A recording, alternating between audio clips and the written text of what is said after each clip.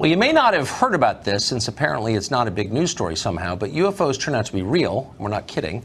Recently, the New York Times profiled a secret $22 million Pentagon program that investigated unidentified flying objects. Doesn't mean they're from outer space, but they're not identified, and they're flying, and they're objects.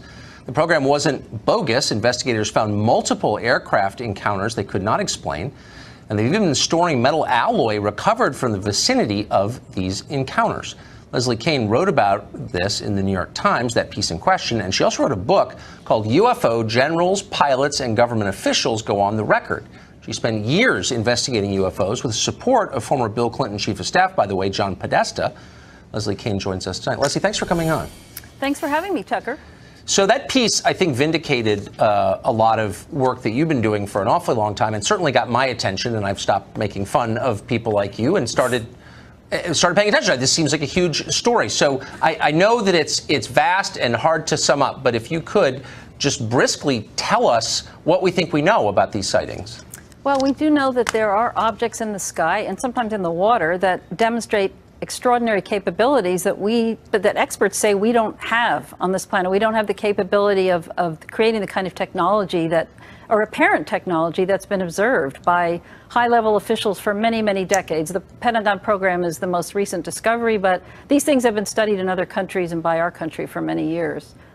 So what percentage of these sightings are we sure are not weather phenomena or experimental aircraft? Well, that's a really good question, because most sightings of UFOs that just people report are identifiable. I mean, we're talking about maybe 5 to 10% of all the sightings that are called in are not explainable. And the ones that are really of interest are the ones reported by military pilots, by commercial pilots, by trained observers, multiple witnesses, ones that are caught on radar, events that have a lot of data to support them and involve very, very credible people. So I guess what bothers me most about this story is how clearly people who should have been following up and paying attention haven't been. And the case that sticks with me, November 7th, I think, 2006, at Chicago O'Hare Airport, 4:15 in the afternoon, gate C-25, I believe, the pilot of the plane waiting to depart to Charlotte looks up, and there is a saucer hovering not that far over the plane. People in the tower see it, other pilots see it, dozens of people see it. It's real, and the FAA refuses to investigate. How could that be? I know, it's shocking. It's absolutely shocking to me. I mean, they refuse to investigate, I think, because who knows what the bigger reason probably is that they can't explain these things, and they just they don't want to deal with them. It might frighten people. They don't have enough information. They don't like to say, well, there's something hovering above an airport, but we don't know what it was.